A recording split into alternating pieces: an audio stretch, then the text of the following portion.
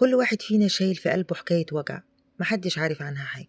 الابتلاء في الصحة أو في الرزق، في فقد شخص غالي، أو في كسر خاطر. في الأول بنسأل بمرارة: يا رب ليه أنا؟ بنحس إن الدنيا وقفت وإنها سودة في وشنا.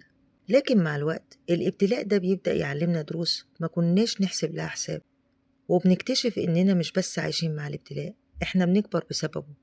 النهاردة مش هنتكلم عن الوجع، هنتكلم عن ما بعد الوجع.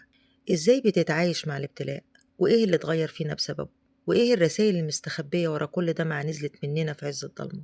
سألت نفسك قبل كده ليه الابتلاء جه في أكتر حاجة أنا بخاف عليها أو بحبها؟ الابتلاء دايما بيجي في الحاجة اللي انت اتعلقت بيها. ربنا سبحانه وتعالى بيغار على قلب عبده لما بيلاقينا اتعلقنا زيادة بشخص أو بمال أو بصحة أو حتى بصورتنا قدام الناس. بيجي الابتلاء علشان يحررنا من التعلق بالشيء ده. الابتلاء مش جاي يكسر حاجة انت بتحبها، هو جاي يكسر قيدك بيها عشان تكتشف انك قوي بالله وحده سبحانه وتعالى. وجود الأشياء في حياتك نسمة مش قيد. لما بتفهم الرسالة دي الابتلاء بيبدأ يخف بالتدريج لوحده، لأن الغرض منه خلاص اتحقق، وهو إن قلبك يرجع لمكانه الصحيح لله وحده سبحانه وتعالى. الابتلاء مش مجرد حدث سيء، هو صدمة بتكسر النسخة القديمة والهشة منك عشان تطلع نسخة تانية أقوى وأعمق وأكثر نضجا. إنك تعيش مع الابتلاء مش معناه إن الوجع راح أو اختفى، لكن معناه إن مساحة الصبر والتحمل جواك كبرت لدرجة إنها استوعبت الوجع ده. انت بقيت بتشوف الدنيا بعين مختلفة تماما. الابتلاء بيمسح مننا الغرور الزايد وبيرجعنا لحقيقتنا كبشر. بيعرفنا إننا ضعفاء جدا لولا ستر ربنا ولطفه اللي محوطنا بيه. التعايش الحقيقي مع الابتلاء هو إنك تتعلم إزاي تبتسم وتكمل حياتك وتنجز رغم إن في جرح لسه بينزف جواك، لكن الجرح ده هو اللي بيخليك إنسان حقيقي بجد. ولازم تعرف إن التعايش مع الابتلاء مش مجرد زرار بتضغط عليه، دي رحلة بتبدأ بالصدمة والإنكار. بتفضل مش مصدق إن حصل لك الشيء ده، أو إن الشخص ده عمل فيك كده، أو إنك اتعرضت للموضوع ده. بعدين بتوصل للغضب والتساؤل: ليه أنا يا رب؟ لحد ما في النهاية بتوصل للقبول. الفرق بين الصبر والرضا شعرة رفيعة. الصبر إنك حابس نفسك عن الاعتراض وقلبك موجوع، لكن الرضا هو إنك شايف إن فعل ربنا بيك هو المصلحة، حتى لو انت مش فاهم السبب دلوقتي. الابتلاء بيعلمك المرونة النفسية. بتبقى زي الشجرة اللي بتميل مع الريح عشان ما تتكسرش. انك تعيش مع الابتلاء مش معناه انك مش بتتألم، لا، لكن معناه انك بتمشي معاه بيقين لحد ما توصل لبر الأمان. لو سألت نفسك في لحظة صدق: أنا استفدت إيه من اللي حصل لي رغم كل المرارة اللي انت بتحس بيها؟ هتلاقي إجابات مذهلة بتغير في شخصيتك للأبد. أول درس هو الرحمة الحقيقية.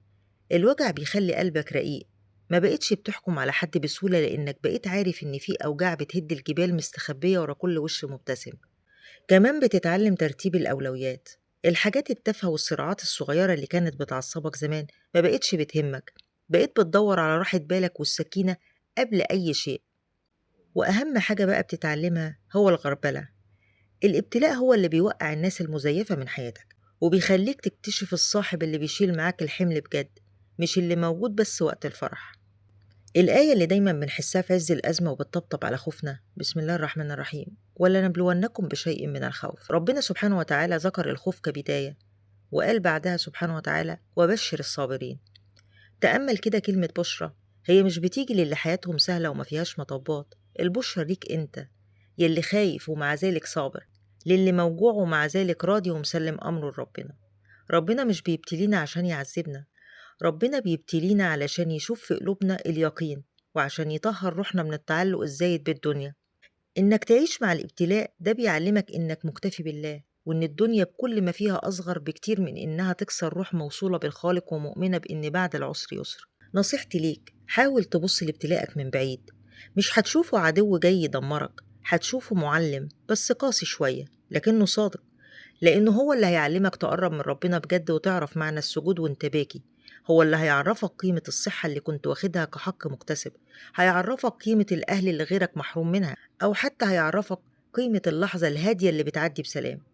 العزلة والوحدة اللي فرضها عليك الابتلاء كانت هي المختبر اللي نضجت فيه وفهمت فيها رسائل ربنا. الابتلاء رغم ألمه بيدي لحياتك معنى وعمق، بيعلمك حاجات عمرك ما كنت هتتعلمها إلا بالابتلاء. أنا سيلا، وقناتنا هي بيت لكل قلب صابر بيحاول يقوم من تاني. عايز أسمع منكم في التعليقات وبكل شجاعة، إيه الابتلاء اللي غير مجرى حياتك؟ وإيه أهم درس حقيقي طلعت بيه منه ولقيت فيه لطف ربنا المستخبي؟